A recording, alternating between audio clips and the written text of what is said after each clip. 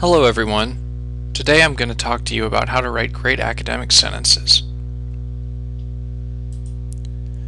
First, we're going to talk about what makes a good academic sentence, and the short answer to that is, it's tough.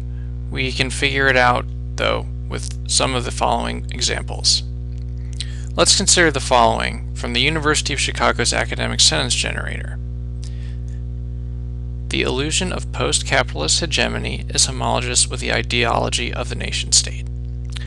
Okay, well, we may not really know what that means, but it sounds fancy, right? And yeah, for those of you who haven't figured this out, it's a joke.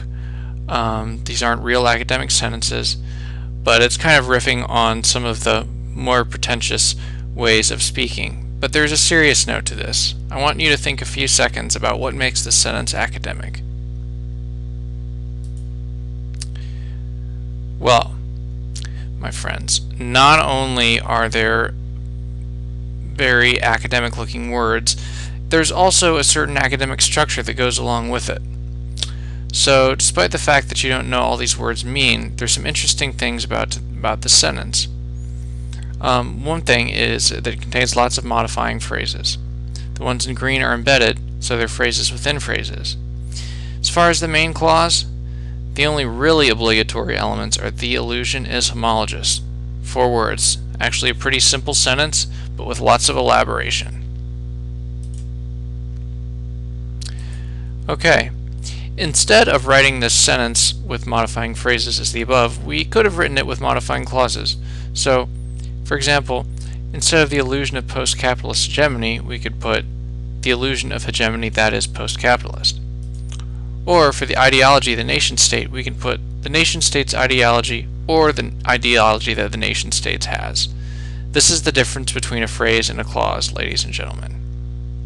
Prepare to be awed.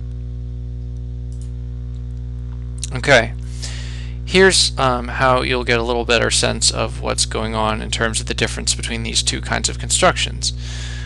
On the left is basically what's called phrasal modification or elaboration, and on the right we've got clausal modifiers. Clausal modifiers are what we tend to use in speech, whereas phrasal modification is what tends to happen in academic discourse. Notice the difference. These sentences are really long. These are really short. Okay, so why does academic writing use so many of these modifying phrases? Well, it has to do with what we just discussed. In talk, we use modifying clauses because it's easier to determine meaning relationships. But in academic writing, we put a premium on space. So we use modifying phrases to compress a large amount of information. Okay, in case your brains don't hurt enough, I'm going to have you try changing a sentence with clausal modifiers into one with phrasal modifiers. I'd like you to rewrite this one in a more, shall we say, academic style.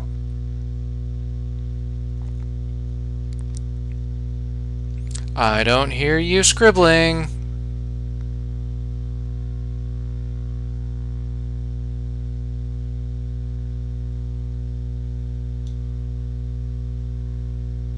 Okay, so you should have gotten something like, unlike both 19th century fiction and modern conversation, academic writing does not often employ dependent clauses for structural elaboration.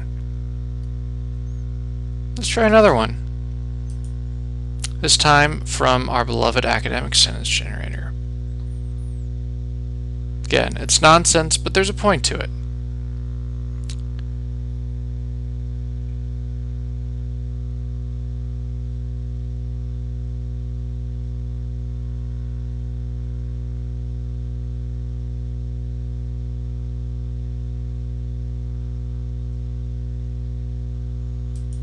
And here's the answer.